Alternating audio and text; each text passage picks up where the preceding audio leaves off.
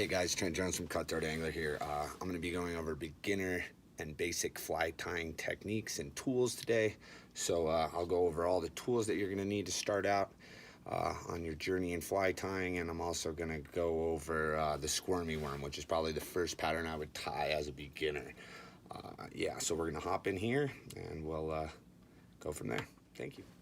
Alright guys, so we're going to be going over our basic tools here to start. First thing you're going to need to get is a vise. Vices, they hold your hooks in and they allow you to tie your thread onto your hook and build your whole fly. So vise is the number one thing you're going to need to get.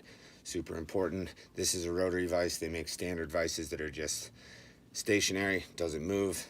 They're cheap. I think we can sell them at Cutthroat for 50 bucks. Perfect vise to get started. Next thing we're going to go over is our bobkin. Bobkin here, this is what holds our thread. So bobkin, thread goes in there. This makes it easy for us to wrap our thread around our hook as we go. It keeps us nice and organized. Next thing we're going to need is our scissors. Scissors, very important. Nice pair of fine tipped scissors. Cuts your thread, cuts all your material. Very important to have a nice pair of scissors. I probably go through 1 to 2 pairs a year. So keeping a nice pair of sharp, fresh scissors is very important. And our last thing that I'm going to say we need is our finishing whip. Finishing whip is very important. Helps half hitch knot at the end of our flies. This is going to keep us from blowing up our bugs at the very end. Very important tool to have. So those are our 4 basic tools that we're going to need. I'm going to be tying a squirmy worm with you guys today. That's going to be one of our first flies that I would recommend as a beginner fly tyer. For that, we're going to need some hooks. I'm just going with TMC 526 314. I like doing my worms in sizes 16 to say 10s. Bigger hooks for these. If they're going to eat a worm, you might as well have a big hook on there for them. And then we're going to be using some squirmino, pink squirmino. We're going to do a pink squirmy worm. Works great in the spring here when the water kind of turns a little dirty. And it's a great fly for a beginner to start with because it's only got one material and you can really work it and figure out how to tie that material in. Plus it catches a lot of fish, so it's a great fly. So I'm going to jump in. We'll start tying one up. Alright guys, we're going to be tying a squirmy worm here today. I'm going to go over everything real slow and in depth. That way you kind of have an idea as to what I'm doing. First thing I'm going to be doing here though is placing my hook in my vise. So hook goes in the vise. And right at the back, nice and flat. Next thing I'm going to be doing here is starting my thread. So what I do is when I start my thread, I start it on my side, push forward, and wrap over on it. Now what I like to do here is I just continue to hold my tag end and I wrap back.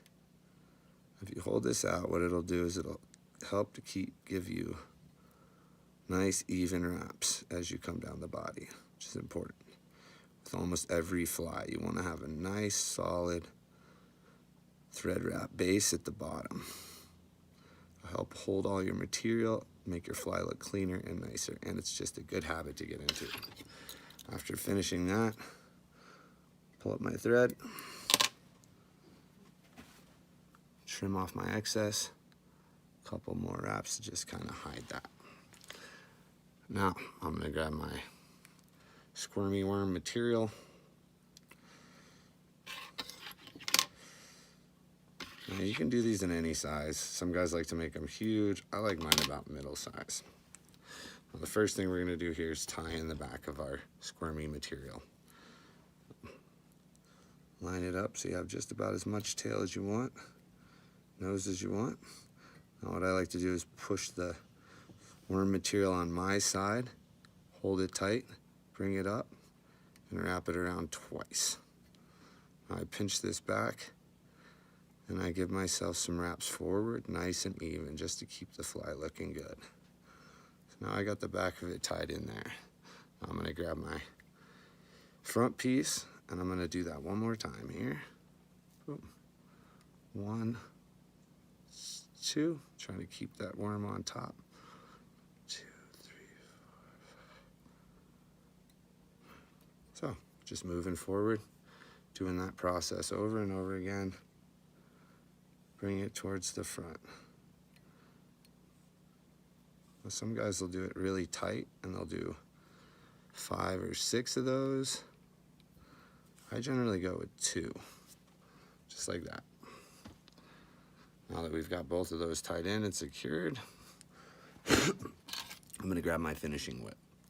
So finishing whip, hook goes through the top, around its peak, make a little diamond, pull your material back, 1, 2, 3, 4, heading forward, trying to keep it even, makes it look nicer, and then I'll go back and do that one more time, 1, 2, 3.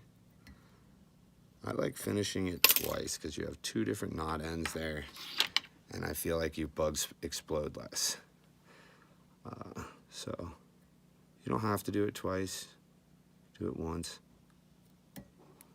I've done it 3, 4 times even. But that's your basic squirmy worm. Now this will catch a lot of fish. It catches a lot of big fish too. But in the spring, this is a real winner. And if you see, that only took me about a minute to tie up. So it's a great fly to have. It's a great fly to learn how to tie with. So this is what I would recommend starting with. And thank you guys for watching.